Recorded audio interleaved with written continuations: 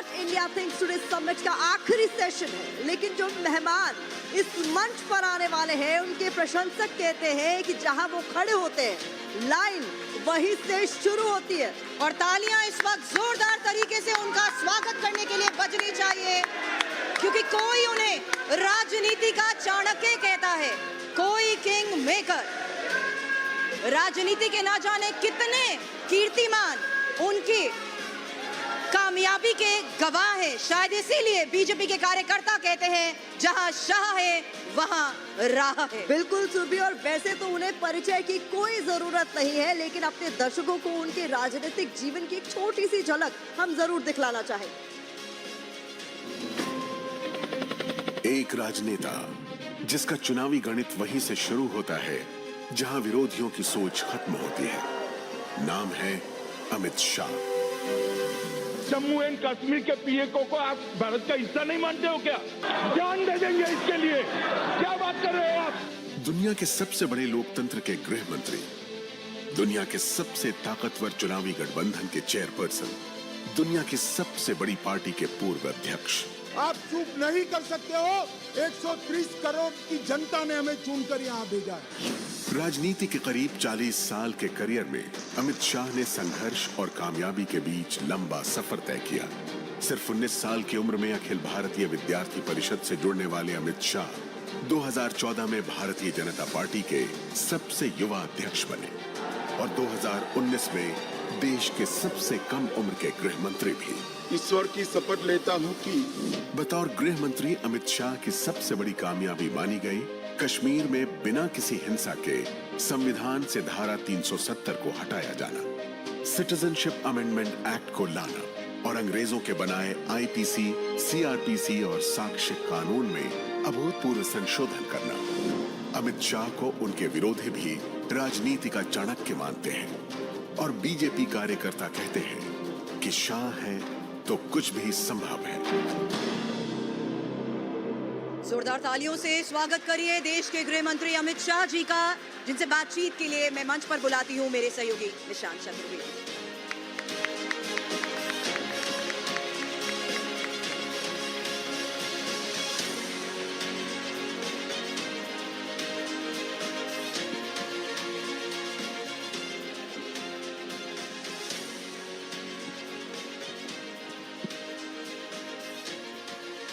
मैं चाहूंगा एक बार जरा जोरदार तालियों से पुनः हमारे गृह मंत्री जी का स्वागत करें। आपकी इतनी व्यस्तता है अभी और उसके बावजूद आपने समय निकाला। टीवी 9 का पूरा ग्रुप इसके लिए आभार है।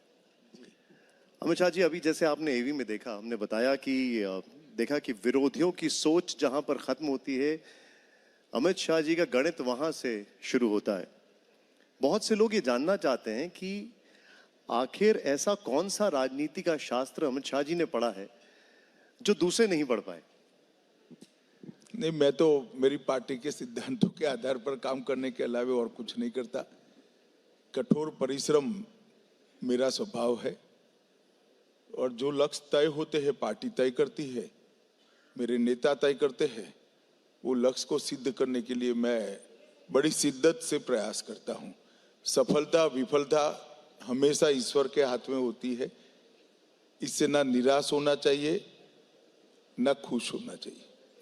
आपने अभी जिन पार्टी के कार्यकर्ताओं का जिक्र किया, हमने अक्सर उनके मुंह से ये कहते हुए सुना है कि अमित शाह जी हैं तो कोई टेंशन नहीं है, सब संभव है। देखिए, आप जैसे लोगों ने गढ़े हुए जुमले होते हैं, ऐसा कुछ नहीं है।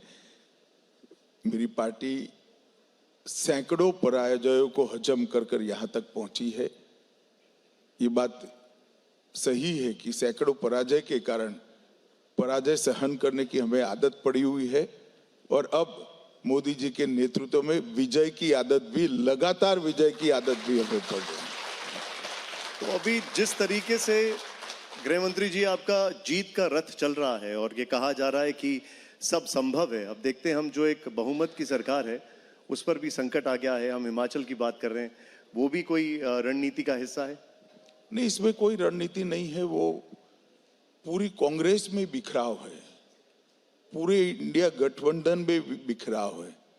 वो अपने कुनबे को भी ठीक नहीं रख सकते मैं नहीं मानता इसमें विरोधियों की कोई बड़ी कला कारीगरी है।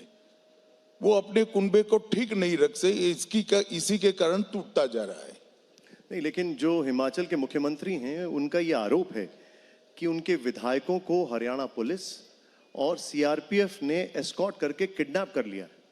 ऐसा है, मतदान विधानसभा के अंदर हुआ है, असेंबली चल रही है, कोई कैसे किडनैप कर पाएगा? क्या बचकाना बात कर रहे हैं? आज के जमाने में किडनैपिंग संभव है क्या असेंबली के अंदर से? वोटिंग कैमरे के सामने हुए, चुनाव आयोग के कैमरे लगे हुए हैं, उनका भी पर्यवेक्षक है, उनके प्रत्याशी है। भैया वोट कहां गए तेरे? इसकी तू बात नहीं करता, अब विधायक की बात करता है। मेरी समझ में नहीं आ रहा है किस तरह से लोग राजनीति कर रहे हैं। आपके वोट चले गए, आपके विधायक चले गए और आपको मालूम भी नहीं है। अब जिस वक्त इंडिया गठबंधन बना उसी वक्त बीजेपी कह रही थी कि ये टूट जाएगा, ज्यादा दिन नहीं चलेगा। नीतीश कुमार आ गए हैं, जयंत चौधरी आ गए हैं, चंद्रबाबू नायडू भी आपसे मिल चुके हैं। वहां पर ऐसा दिखता है ममता बनर्जी भी खुश नहीं है। देखिए, इंडिया गठबंधन सही मायनों में कहीं था ही नहीं। ये मीडिया का क्रिएशन था और मीडिया के क्रिएशन को मीडिया कितना लंबा चला पाए, मीडिया की कुशलता पर है। मैं पूरे देश की जनता को बताना चाहता हूं, कहीं पर गठबंधन नहीं हुआ था। इंडिया गठबंधन के 2 सदस्य केरल में आमने सामने चुनाव लड़ रहे हैं। इंडिया गठबंधन के 3 सदस्य बंगाल में आमने सामने चुनाव लड़ रहे हैं। कहाँ गठबंधन है? महाराष्ट्र में, तो वो तो इंडी गठबंधन बनने के पहले ही बना हुआ था। कहाँ गठबंधन है? उड़ीसा में है नहीं, हिमाचल में संभव नहीं, पंजाब में अभी अभी शायद हुआ है, बाकी कोई जगह पे गठबंधन कहीं बना ही नहीं है। और गठबंधन तब टिकते हैं जब इसका मुख्य ध्रुव होता है वो किसी सिद्धांतों के आधार पर चलने वाली पार्टी हो।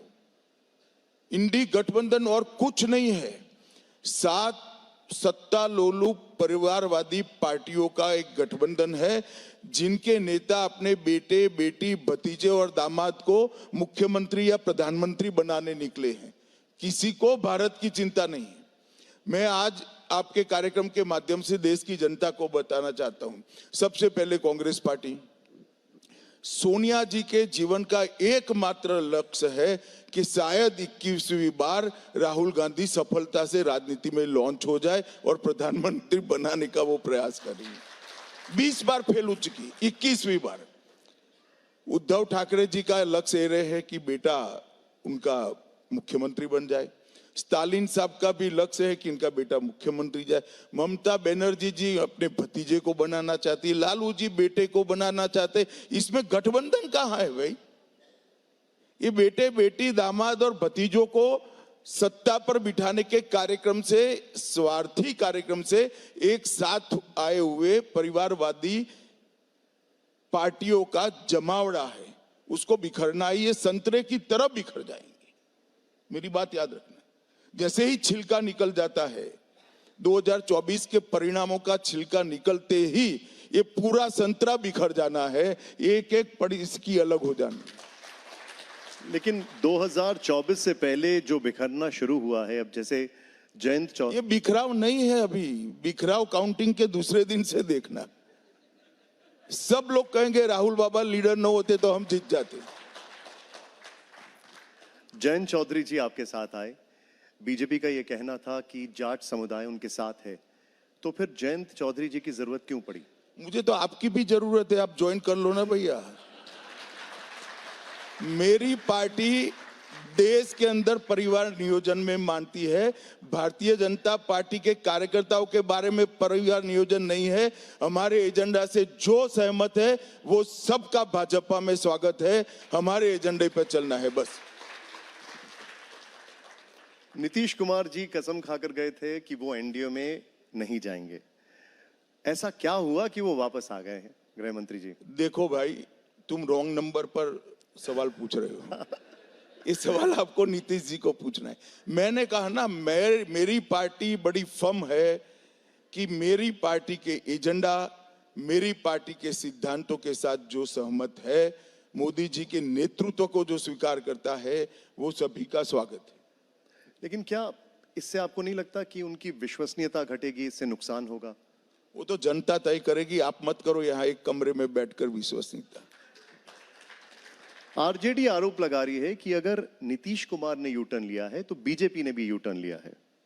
मैंने कहा ना भाई, अभी जनता वोट देने वाली है, काहे को इतने उतावले हो रहे हो आप?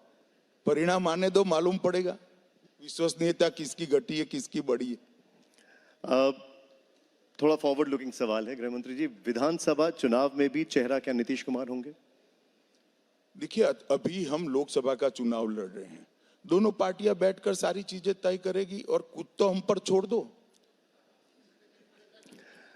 अब अगला सवाल भी इसीलिए है, लेकिन मैं जानना जरूर चाहूंगा, उद्धव ठाकरे अगर वो वापस लौटना चाहें तो फिर? इसमें अगर मगर नहीं होता है भाई, कोई टाइटल नहीं निकलेगा, सीधा चुनाव के मामले पर आ जाओ, वरना तेरा टाइम यहीं खत्म हो जाएगा।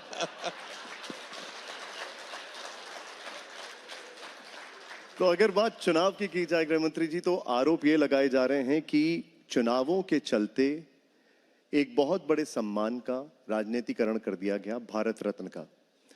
आरोप विपक्ष की तरफ से यह लगाया जा रहा है कि चाहे वो कर्पूरी ठाकुर जी को सम्मान दिया गया हो या फिर चरण सिंह जी को सम्मान दिया गया हो, भारत रत्न का राजनीतिकरण किया गया है जानबूझकर चुनाव से पहले। देखिए, आपने क्रम नहीं जाना है ना क्रम का अभ्यास करने की तस्दी ली है। पहले भारत रत्न दिए गए, बाद में ये लोगों ने भाजपा के साथ आना मुनासिब किया है, समझा है। भारतीय जनता पार्टी ने कांग्रेस के कई नेताओं को भारत रत्न दिया। अब आप मुझे बताओ, नरसिम्हा राव जी को भारत रत्न देकर क्या हासिल है हमें? तरुण गोगोई जी को भारत रत्न देकर क्या हासिल है?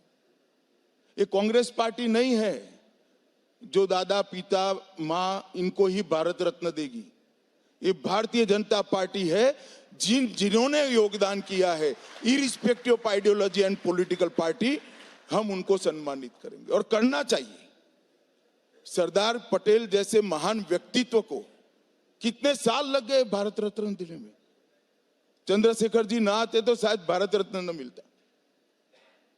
इस तरह से पद्म पुरस्कारों का और गौरव देने वाले पुरस्कारों का आवंटन राजनीतिक रूप से नहीं करना चाहिए। भारतीय जनता पार्टी और एनडीए और मोदी जी ने भारत रत्न पर या पद्म पुरस्कारों पर जिनका अधिकार था उन तक पहुंचाने का काम किया। पहले तो कुछ चंद पत्रकारों की सिफारिश से भी मिलते थे, अब आप कर देख लो। जिनको जनता के काम के लिए जिन्होंने कंट्रीब्यूशन किया है उन्हीं को मिलता है। कांग्रेस के नेता परेशान है कि बीजेपी ने पहले सरदार पटेल जी को ले लिया और अब नरसिम्हा राव भी। नहीं, ले कहां लिया भाई, हम तो सरदार पटेल का सम्मान करते हैं, पूरी दुनिया जानती है। सरदार पटेल कांग्रेस के अध्यक्ष थे, नरसिम्हा राव जी कांग्रेस से प्रधानमंत्री थे। आप सम्मान नहीं कर रहे हो, इसलिए लगता है कि भाजपा ने ले लिया। लेने के तो वो दोनों दिवंगत है, कैसे लेंगे हम? अब चुनावों की अगर बात करें तो प्रधानमंत्री जी ने 370 सीटों का लक्ष्य दिया है। अमित शाह जी का क्या लक्ष्य है? देखिए, मेरा कोई व्यक्तिगत लक्ष्य नहीं होता।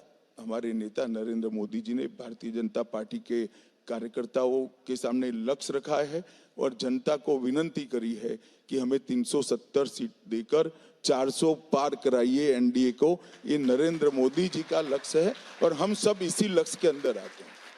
आपसे समझना चाहेंगे, क्योंकि बहुत से राजनीतिक पंडित ये कहते हैं कि बीजेपी ने अपनी मैक्सिमम सीट्स जो हैं वो ले ली हैं, खासकर उत्तर भारत में, और उन्हीं लोगों का ये एनालिसिस होता है कि दक्षिण भारत में शायद वोटिंग परसेंटेज बढ़ जाए लेकिन वो ट्रांसलेट नहीं होगा सीटों में। कहां से सीटें आएंगी? यही पंडित कहते थे ईस्ट में बीजेपी नहीं है, आज पूरा ईस्ट बीजेपी से भरा हुआ है। अगर हम पंडितों की सुनते के तो 2 के 2 रहते हैं, हम 2 से 300 पार गए, पंडितों को मालूम ही नहीं पड़ा कहां से करा है भाई। पूरा आसाम जीत लिया, अरुणाचल जीत लिया, अपना मणिपुर जीत लिया, बंगाल में आधे हो गए, उड़ीसा जीत लिया, तेलंगाना में पहुंच गए। कौन पंडित आकलन करता था? कोई नहीं करता था।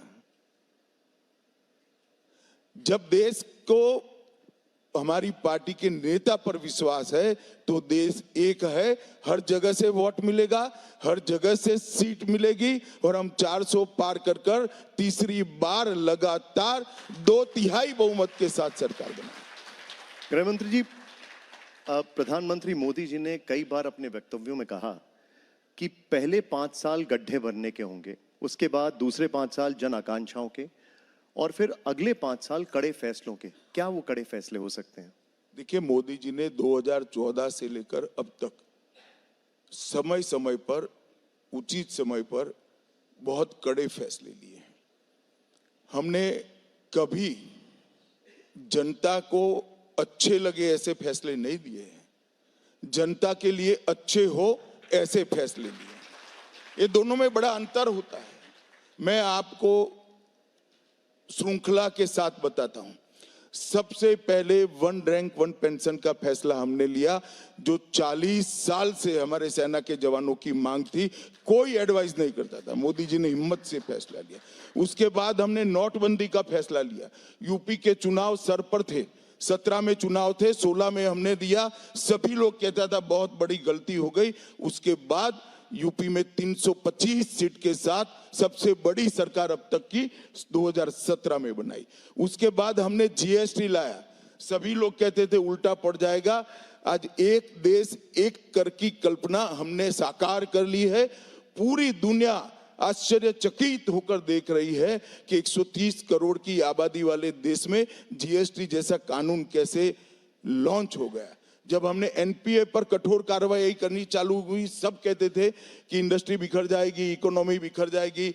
आज भारत की सार्वजनिक बैंकों की बैलेंस शीट, प्राइवेट बैंकों की बैलेंस शीट विश्व में सब बैंकों से सबसे अच्छी बैलेंस शीट भारत की बैंकों की बैलेंस शीट है। हमने जन धन लाया, आधार लाया और मोबाइल जैम ट्रिनिटी से हमने डिजिटल इंडिया को साकार किया।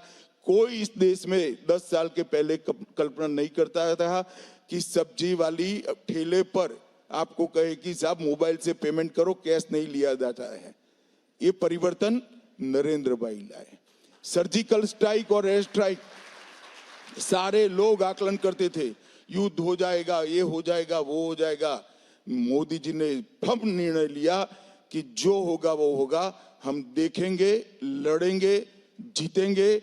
हमारी सीमा और हमारी सेना, ये दोनों के साथ छेड़खानी हम सहन नहीं करेंगे। घर में घुसकर सर्जिकल स्ट्राइक और एयर स्ट्राइक करने का निर्णय नरेंद्र मोदी ने लिया।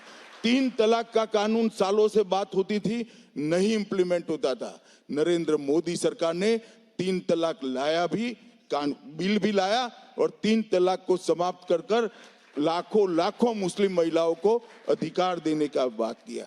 आजादी के बाद महात्मा गांधी, जवाहरलाल नेहरू और सरदार पटेल का वादा था हमारे आसपास के देशों से रिलीजियस माइनॉरिटी को नागरिकता देने था, पूरा नहीं होता था। तुष्टीकरण की राजनीति कांग्रेस को रोकती थी।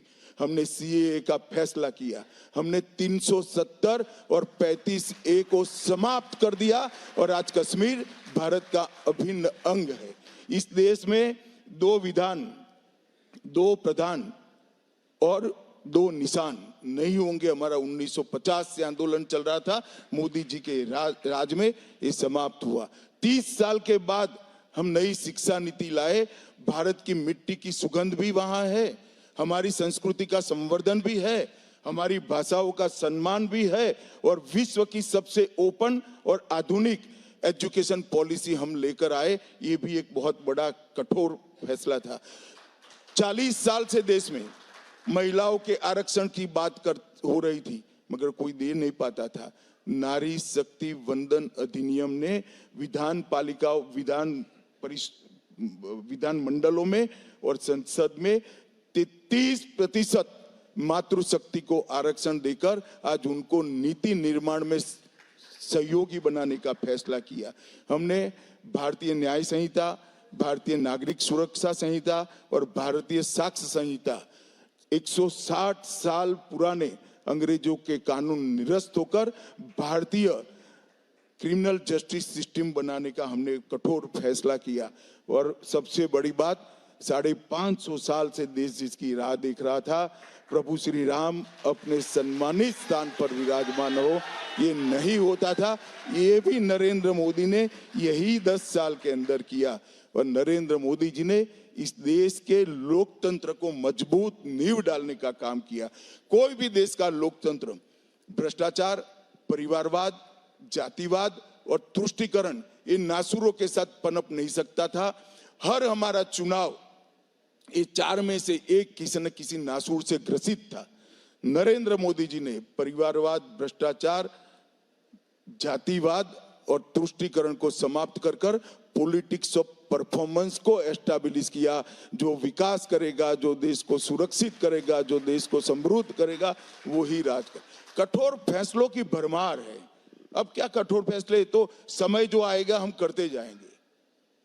हम राजनीति के अंदर परिणाम की चिंता कर वोट बैंक कर राजनीति नहीं करते हैं। हम देश हित में राजनीति करते हैं। देश के हित में क्या है वो हमारा फैसला होता है, दल के हित में क्या है वो हमारा फैसला नहीं होता है।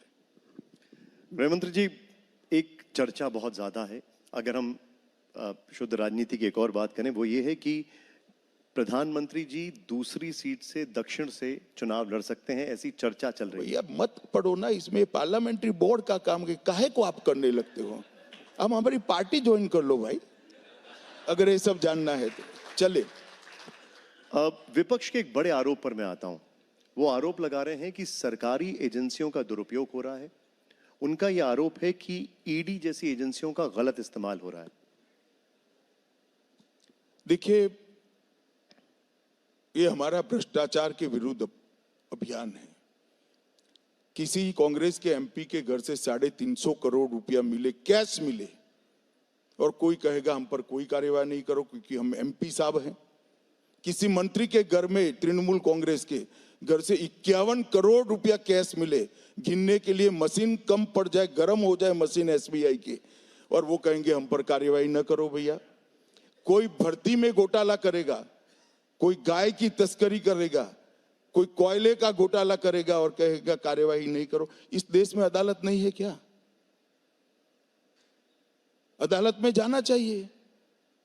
मैं आज इस देश की जनता के सामने स्पष्ट कर देना चाहता हूं, ईडी ने जितने भी सीजर करे हैं, इसमें किसी भी पार्टी के पॉलिटिशियन पर सिर्फ 5% है। 5%, 95% सीजर ऐसे हैं जिसका पॉलिटिशियनों से लेना देना नहीं, पॉलिटिकल पार्टी से लेना देना।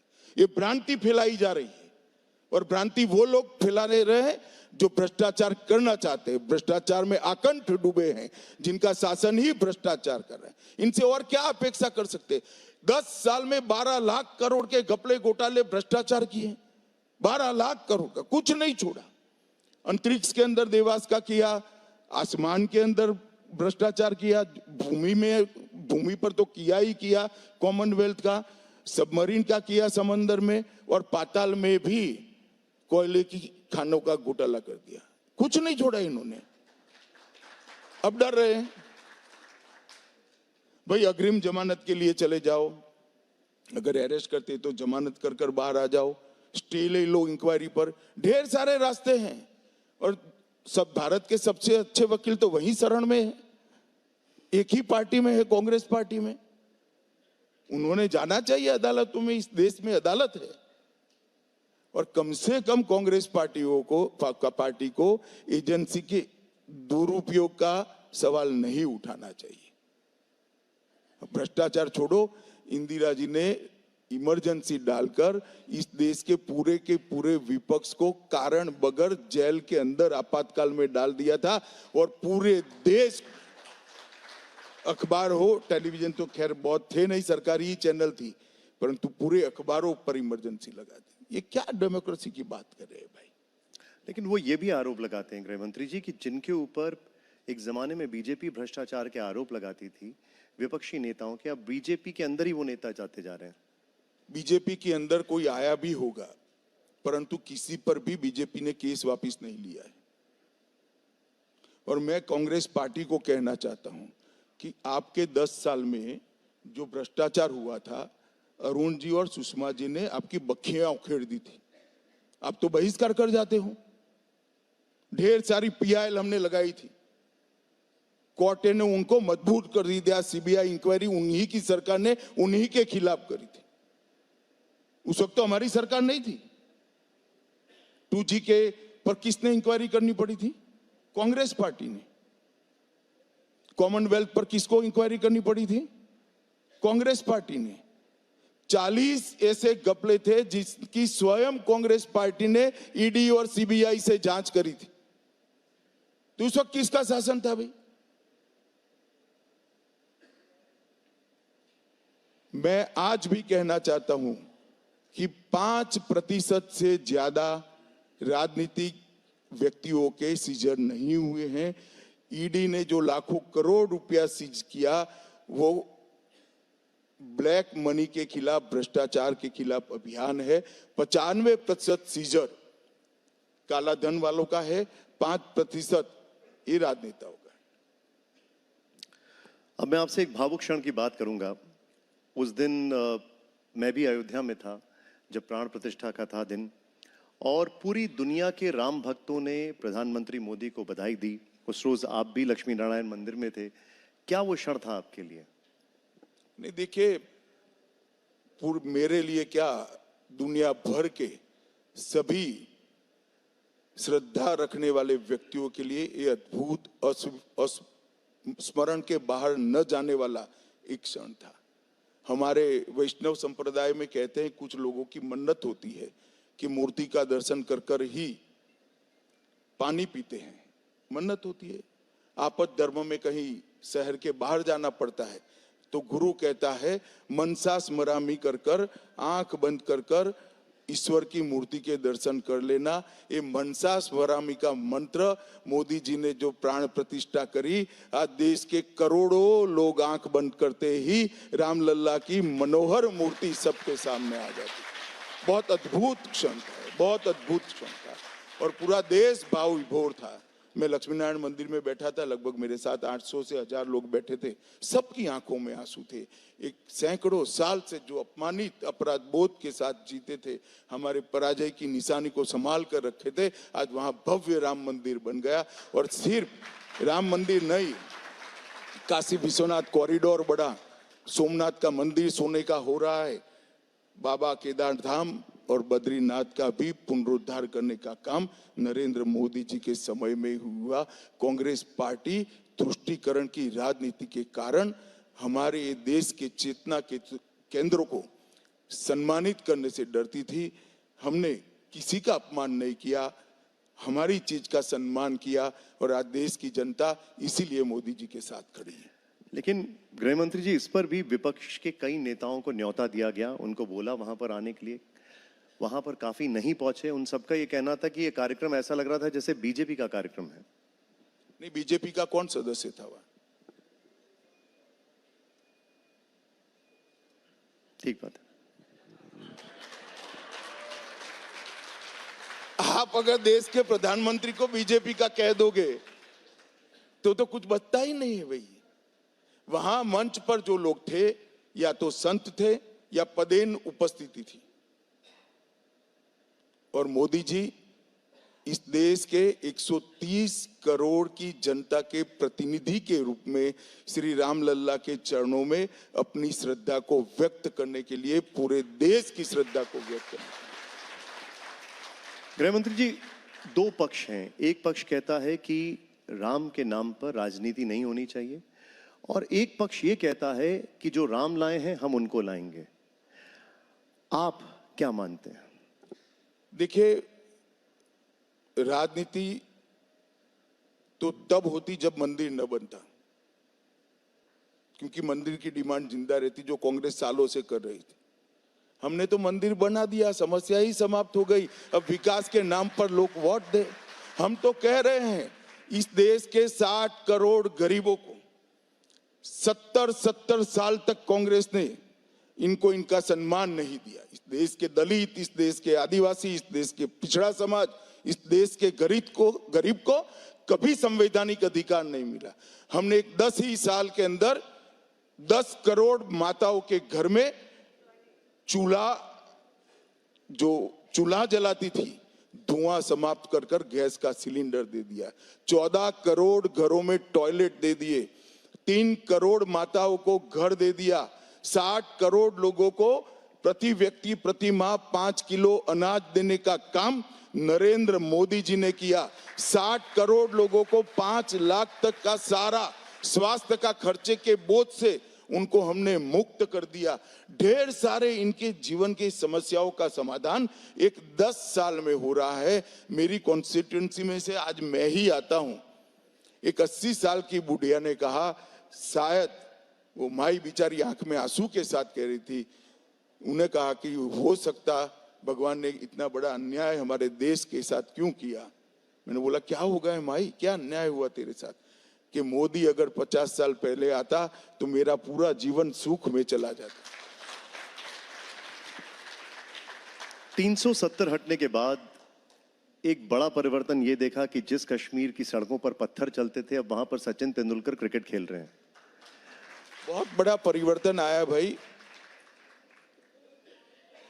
पथराव बंद हो गया, टेररिज्म बंद हो गया। अब 5 साल से स्कूल चल रहे हैं, 30 साल के बाद सिनेमा थिएटर खुले हैं, 30 साल के बाद मुहर्रम का जुलूस निकल पाया है। ढेर सारी चीजें हुई है। कश्मीर में इन्वेस्टमेंट आ रहा है, रोजगारी जा रही है और डेमोक्रेसी भी परकोलेट हुई है। 35,000 से ज्यादा चुने हुए प्रतिनिधि आज कश्मीर के अंदर राजनीति कर रहे हैं। 35,000 से ज्यादा। पहले सिर्फ 3 परिवार थे। 3 परिवार ही 370 के ढकोसले के नीचे कश्मीर के अंदर डेमोक्रेसी का मोहरा बनकर बैठे थे। आज 35,000 लोग जनप्रतिनिधि बनकर आए। कश्मीर के अंदर डेमोक्रेसी नीचे तक गई। क्या पीओके को भी लेकर कोई विचार है गृह मंत्री जी? आप मुझे इतना सरल मानते हो कि मैं यहां बता दूंगा? आपने एक स्टेटमेंट दिया कि मोदी 3.0 में नक्सलवाद को पूरी तरह खत्म कर देंगे। कैसे होगा वो? ऑलरेडी हो चुका है। आपका शायद स्टडी नहीं है, मैं आपको बताना चाहता हूं, देश की जनता को भी बताना चाहता हूं। ये 10 साल में नक्सलवाद में, नक्सली हिंसा में 72% की कमी आई है। अब नक्सलवाद सिमटकर 6-7 जिलों में रह गया है। आने वाली टर्म में निश्चित रूप से इस देश को हम नक्सलवाद से मुक्त कर देंगे। ये नासूर हमेशा के लिए समाप्त होगा। आपने एफसीआरए में संशोधन किया, उसके बाद कई एनजीओज ये आरोप लगा रहे हैं कि आप जो उनके पैसे हैं वो आने नहीं दे रहे हैं। जरूर नहीं आने देंगे। अगर धर्म परिवर्तन के लिए आते हैं तो गैर कानूनी, इस देश के अंदर आंदोलन करने के लिए आते हैं तो गैर कानूनी नहीं आना चाहिए। इस देश ने कानून बनाए, एफसीआरए कानून को हमने कड़ा किया है। आपके उद्देश्य स्पष्ट करिए, आपके कार्यक्रम स्पष्ट करिए, आपके अकाउंट ऑडिट कराइए। क्या तकलीफ है इसमें? अगर ये सब ठीक है तो किसी को नहीं रोका है। अगर ये सब ठीक नहीं है, आपके उद्देश्य ठीक नहीं है, आपके कार्यक्रम ठीक नहीं है, आपका ऑडिट नहीं हुआ है, तो रोकेंगे और रोकना ही चाहिए।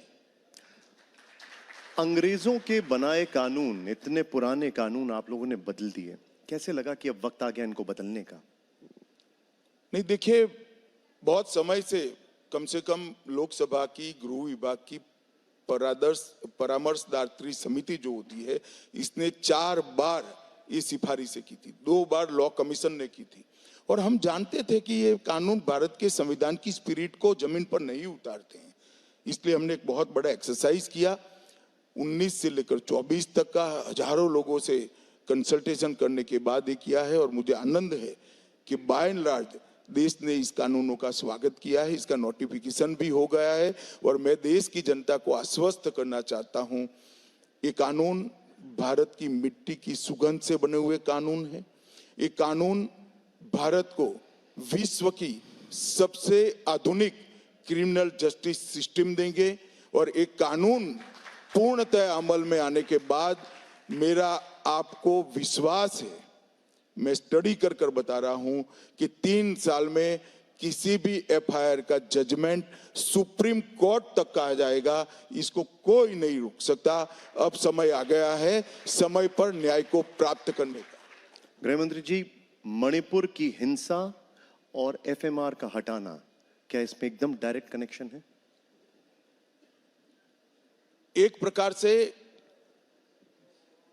वहां से जिस तरह से नारकोटिक्स की तस्करी हो रही थी, घुसपैठ हो रही थी, और इसके परिणाम स्वरूप यहां पर नस्ले हिंसा बढ़ी। इसके कारण ये तय हो गया कि अब समय आ गया है कि ब्रह्मदेश की सीमाओं को भी हम बाड़ भी लगा दें और एफएमआर को भी समाप्त कर दें। इसलिए गृह मंत्रालय ने निर्णय किया है कि म्यांमार की पूरी सीमाओं को हम आने वाले समय के अंदर बाड़ लगाना शुरू करेंगे। बाड़ का पहला लगाना ये कुछ दिनों में शुरू हो जाएगा और ये 5 साल का कार्यक्रम है और एफएमआर को भी बंद करने का हमने फैसला लिया। उत्तराखंड में लागू हो गया है, केंद्र में कब लागू होगा यूनिफॉर्म सिविल कोड, कब लाया जाएगा? देखिए, आप लोगों के लिए यूनिफॉर्म सिविल कोड पॉलिटिकल मुद्दा हो सकता है, ये बहुत बड़ा सामाजिक सुधार है, ये लोकतंत्र की बेसिक मांग है कि देश के अंदर किसी भी धर्म के आधार पर कानून नहीं होनी चाहिए। देश के कानून आज की परिस्थिति से अनुकूल और जनता के हित में होना चाहिए। हमारी संविधान सभा ने भी अनुच्छेद 44 में directive principle of states policies के तहत ये लक्ष्य रखा था देश के सामने कि विधानमंडल और देश की संसद उचित समय पर समान नागरिक कानून को लाएगी और देश में इसका इंप्लीमेंट कराएगी। भारतीय जनता पार्टी की जब से स्थापना हुई तब से हम कहते थे कि इस देश में 370 हटाएंगे, इस देश में समान नागरिक कानून लाएंगे, इस देश में 3 तलाक को हम समाप्त कर देंगे। और जब से 90 से हम कहते थे अयोध्या में राम मंदिर भी बने। हमारा कोई नई बात नहीं, पार्टी बनी तब से हमारी मांग है और ये देश की संविधान की हमसे की गई अपेक्षा है। संविधान सभा में कौन था? संविधान सभा में जवाहरलाल जी थे, सरदार पटेल थी, बाबू राजेंद्र प्रसाद जी थे, मौलाना आजाद थे, के.एम. मुंशी थे, ये सारे लोगों ने इसको रखा है। मुझे तो मालूम नहीं पड़ता कांग्रेस पार्टी को क्या हो गया है। कम से कम अपने नाना की बात को तो याद रखो, ये भी भूल जाते हैं। अभी उत्तराखंड में आया है, इसकी सोशल स्क्रूटिनी होनी चाहिए, इसकी जुडिशियल स्क्रूटिनी होनी चाहिए और इसकी वैधानिक स्क्रूटिनी भी होनी चाहिए। ये बहुत बड़ा रिफॉर्म है। यूसीसी जो उत्तराखंड सरकार लाई है, इसकी ये तीनों स्क्रूटिनी चुनाव है तब तक हो जाएगा। तो चुनाव के बाद सभी राज्य भी विचार करेंगे और बाकी लोग भी विचार करेंगे और पूरे देश में होगा। मेरा यही आपसे सवाल था, क्योंकि यूसीसी बीजेपी के पुराने संकल्पों में से एक है। क्या वजह है कि इसको सबसे पहले एक छोटे से प्रदेश उत्तराखंड में लाया गया? मैंने कहा ना, ये बहुत महत्वपूर्ण सुधार है, सोशल रिफॉर्म है। इस पर एक खुली बहस देश के अंदर चलनी चाहिए।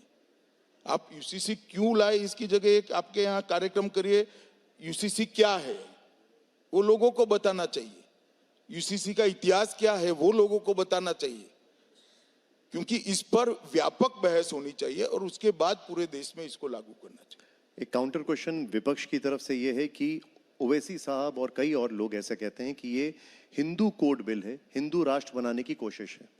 कोई सवाल ही नहीं पैदा होता, हिंदू कोड बिल नहीं है। देखिए, मैं आपको बताता हूं, ये भ्रमित करने का प्रयास कर रहे हैं। हिंदू धर्म के अनुसरण करने वाले लोगों ने भी ढेर सारे सोशल रिफॉर्म को एक्सेप्ट किया है। दहेज को हमने दहेज विरोधी कानून बनाया, कोई हिंदुओं ने इसका विरोध नहीं किया। हमने अपने अग्नि संस्कार की पद्धति के अंदर इलेक्ट्रिक अग्नि संस्कार को स्वीकार कर लिया, किसी ने विरोध नहीं किया। सती प्रथा बंद कर दी, किसी ने विरोध नहीं किया। हिंदुओं में भी बहुपत्नीत्व था, हमने इसको समाप्त कर दिया देश आजाद होते ही, किसी ने विरोध नहीं किया।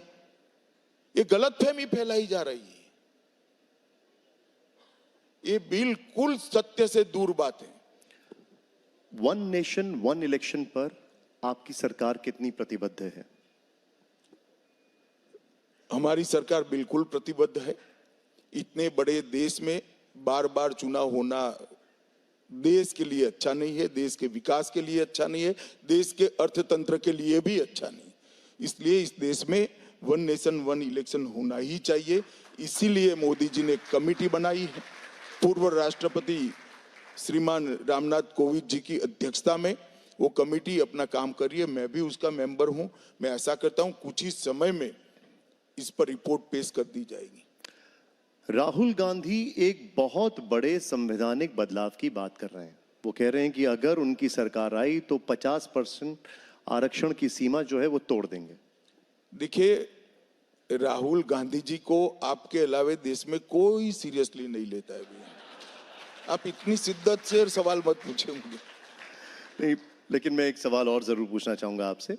वो कहते हैं कि उनकी सरकार आई तो देश में जातिगत जनगणना होगी, जिसकी जितनी भागीदारी उसकी उतनी हिस्सेदारी। राहुल गांधी जी को मालूम नहीं है, इस देश के पिछड़ा वर्ग को अगर सबसे ज्यादा अन्याय किसी एक पार्टी ने किया है तो कांग्रेस पार्टी ने किया है। काका साहब कालेलकर कमीशन को सालों तक जवाहरलाल नेहरू और इंदिरा जी ने बस्ते में पड़े रखा, कभी खुला ही नहीं वो रिपोर्ट। इसके बाद मंडल कमीशन आया, इसको भी बस्ते में रखा। जब वीपी सिंह मंडल कमीशन को लागू करने लगे, श्री राजीव गांधी ने विपक्ष के नेता के नाते 1 घंटे और 59 मिनट का भाषण इसका विरोध करते हुए दिया। इसके बाद ना कांग्रेस के इतना लंबा शासन रहा, 55 साल का शासन रहा, कभी ओबीसी कमीशन बना, ना कभी ओबीसी को संवैधानिक मान्यता दी, ना कभी नीट और बाकी एग्जाम में ओबीसी का रिजर्वेशन हुआ, ना कभी पेट्रोल पंप और गैस की एजेंसियों में ओबीसी का। ये सारा अगर किसी ने किया तो नरेंद्र मोदी जी ने आकर किया है। अब उनको किसी एनजीओ के व्यक्ति ने, कोई प्रोफेसर ने लिख कर दे दिया है कि ओबीसी ओबीसी बोलो, तो बोलते जा रहे। 6 महीने में बदलती है बोली, 6 महीने बाद बदलेगी फिर से एक बार। अच्छा, वो कहते हैं कि ये बड़ा आरोप है। वो कहते हैं कि प्रधानमंत्री जन्म से पिछड़ी जाति के हैं ही नहीं। साल 2000 में से पहले तक उनकी जाति सामान्य कैटेगरी में थी। ऐसा है, राहुल गांधी को ये भी हमारा ही हित सोचने वाले किसी व्यक्ति ने झूठ पकड़ा दिया है। उनको मालूम नहीं है कि ओबीसी की जो सूची है ये समय समय पर बदलती रहती है। हमने तो अब उसका अधिकार राज्यों को दे दिया। उनकी सरकार थी तब केंद्र के पास था, राज्यों के पास भी था। ओबीसी की सूची में 1994 में 25 जुलाई 1994 में मोदी जी की जाति गुजरात की ओबीसी की सूची में शामिल हो गई। देश भर में तो थी, देश भर में थी, मगर 94 में। और तब गुजरात में कांग्रेस के मुख्यमंत्री श्री छबीलदास मेहता थे। उसके बाद में 1999 में यहां उपजाति नाते भारत सरकार ने सर्कुलेट किया, तब भी हम पावर में नहीं थे। राहुल गांधी जी को किसी ने गलत इंफॉर्मेशन पकड़ा दी है। मैं एक बार इसका स्पष्टता भी कर पाया, मगर वो 6 महीने के बाद ही कैसेट रिवाइंड होता है, तब तक बदलता नहीं है। तो वे कल भी बोलेंगे यही चीज, और आप उसका सवाल भी पूछेंगे। कम से कम आप कैसेट में मत फंसिए। गृह मंत्री जी, मेरा आखिरी सवाल। 2024 के चुनावों की उल्टी गिनती शुरू हो चुकी है, तारीखों का भी जल्दी ऐलान हो जाएगा। आपके पार्टी जानी जाती है रिसर्च, एनालिसिस, सर्वेस के लिए। अमित शाह जी का सर्वे क्या कह रहा है? कोई सर्वे की जरूरत नहीं है। मोदी जी ने कहा है 400 पार, तो हम निश्चित रूप से 400 पार करेंगे। इसमें किसी को कंफ्यूजन रखने की जरूरत नहीं। इस देश की 130 करोड़ की जनता पहली बार गौरव से गुलामी की निशानियों के बाहर हो रही, पहली बार हीन भाव से मुक्त हो रही, सामूहिक इंफीरियरिटी कॉम्प्लेक्स पहली बार समाप्त हो रहा है। देश नई संसद बनाकर इसको पवित्र सेंगोल को वहां प्रस्तापित कर गौरव के साथ आज नए भारत की शुरुआत कर रहा है। राजपथ कर्तव्य पथ में बदल गया। देश की इकोनॉमी 11 नंबर से 5वें नंबर पर आ गई, और मोदी 3 में हम दुनिया की 3रे नंबर की अर्थव्यवस्था बनी। मोदी जी ने देश को सुरक्षित किया है। पहली बार चंद्रमा के दक्षिण ध्रुव पर किसी देश को जाने का सम्मान मिला, तो तिरंगे के साथ भारत के चंद्रयान को यह सम्मान मिला है। देश के अंतरिक्ष में सिद्धियां हो, चाहे स्टार्टअप में सिद्धियां हो, चाहे अर्थतंत्र रिपेयर करना हो, चाहे कूटनीति के अंदर दुनिया भर के राष्ट्राध्यक्ष गांधी जी की समाधि पर एक साथ, एक समय, एक सेकंड खड़ा रहकर श्रद्धांजलि दे, इस प्रकार का दिन देश की जनता ने देखना हो, दिल्ली डिक्लेरेशन को पूरी दुनिया सम्मान के साथ देखे, स्वीकार करे, ऐसा दिन देखना हो, और भारत का प्रधानमंत्री दुनिया भर के मंच पर जाकर देश की राष्ट्रभाषा में गौरव के साथ भारत की बात रखे, ऐसा दिन अगर किसी ने दिखाया है तो नरेंद्र मोदी जी ने दिखाया है। और मैं बड़े विश्वास के साथ देश की जनता को कहना चाहता हूं, तीसरी टर्म मोदी जी को दे दीजिए। 2047 में जब आजादी की शताब्दी मनाई जाएगी, हम तो शायद नहीं होंगे दुनिया में, परंतु युवा लोग याद रखें, 2047 में भारत हर क्षेत्र में पूरे संसार में सबसे प्रथम होगा और भारत माता विश्व गुरु के स्थान पर प्रस्थापित होगी। मैं देश की जनता को अपील करने आया हूं कि फिर से भ्रष्टाचार, जातिवाद, परिवारवादवादी पार्टियों को मत लाइए। वो पार्टी को चुनिए जो देश का भला चाहती है, दल का भला नहीं चाहती। वो पार्टी को चुनिए जहां पर बूथ का कार्यकर्ता देश का प्रधानमंत्री बन सकता है। वो पार्टी को चुनिए जहां कहीं जन्म लेने की जरूरत नहीं है, गरीब चाय बेचने वाले का बेटा भी देश का प्रधानमंत्री बन सकता है। वो पार्टी को आपका मैंडेट दीजिए, और मैंडेट दीजिए तो छोटा मोटा मत दीजिए। मोदी जी ने बहुत काम किया है, 400 का मांग किया है, 400 पार करा दीजिए, यही मेरा आपसे विनंती है। धन्यवाद। गृह मंत्री जी बहुत बहुत शुक्रिया, बहुत बहुत आभार। एक बार जोरदार तालियां इस देश के गृह मंत्री अमित शाह जी के लिए। गृह मंत्री जी, मैं मंच पर आपको रोकना चाहूंगी और इस वक्त मंच पर हमें ज्वाइन करेंगे TV9 भारतवर्ष के मैनेजिंग एडिटर परितोष चतुर्वेदी, गृह मंत्री जी को सम्मानित करने के लिए। जोरदार तालियां हो जाए।